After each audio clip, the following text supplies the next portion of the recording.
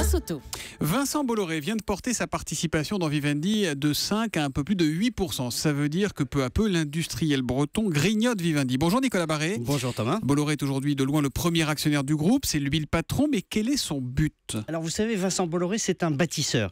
Et ce qui est en train de se passer, c'est simple, il est en train de rebâtir complètement Vivendi. Et donc ce qui va se jouer dans les mois qui viennent, ça va être très intéressant à suivre, c'est l'émergence d'un grand acteur français de l'industrie culturelle. Tous les grands pays ont un acteur de ce type. Vous avez Bertelsmann en Allemagne, vous avez Mediaset en Italie, le groupe de Berlusconi.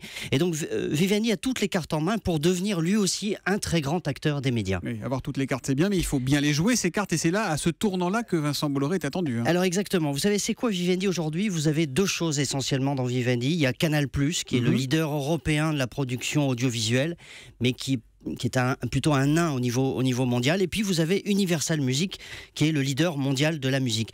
Tout le reste, en gros, et notamment la téléphonie, SFR, est en train d'être vendu. Et du coup, Vivendi se retrouve avec un énorme trésor de guerre. Ils vont avoir entre 7 et 10 milliards d'euros à dépenser, plus, comme ils n'ont pas de dette, une capacité d'endettement qui est du double ou du triple de ce montant-là. Donc une énorme force de frappe phénoménale. Et c'est ça que Bolloré va tenir entre ses mains, d'ailleurs avec moins de 10% du capital.